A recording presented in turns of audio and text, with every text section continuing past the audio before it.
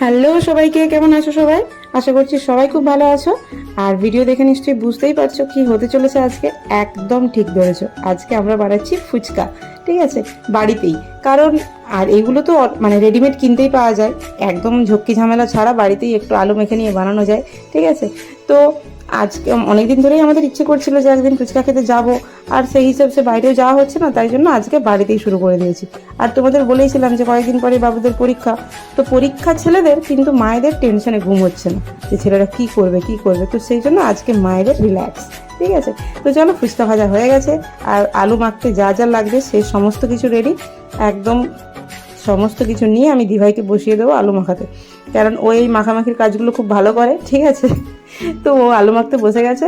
আর আমাদের দুটো বিচ্ছু এত দুষ্টুমি আরম্ভ করেছে, মানে না দেখলেও আমরা বিশ্বাস করবে না। কারণ ওরা এত পরিমাণে ফুচকা খেতে পছন্দ করে যে ফুচকাগুলো ভাজা হয়েছে সেইগুলোই শুকনো খেতে আরম্ভ করেছে। ঠিক আছে, আর ওদের আর তস সইছে না। আমাদের বাড়িতে বোধহয় আমরা যতটা না বেশি ফুচকা খেতে পছন্দ করি, তার থেকে বেশি ওরা দু ভাই পছন্দ করে। সন্ধ্যাবেলায় যদি ওদেরকে আর কিছু খেতে না দিয়ে শুধু ফুচকা দিয়ে দেওয়া হয়, তাহলে দুজনেই খুশি।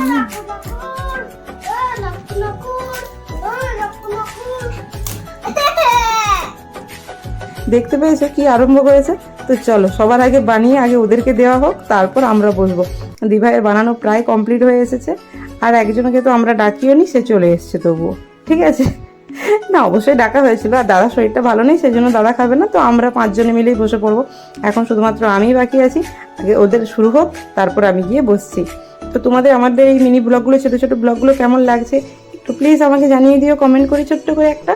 ঠিক আছে, আর পাশে থেকো আর দেখতে থাকো। ঠিক আছে, তো চলো আজকের মতো আমরা এবার খাওয়া শুরু করে দিই। আর তোমাদের সবাইকে টাটা, দেখা হবে আবার নেক্সট কোনো ভিডিওতে।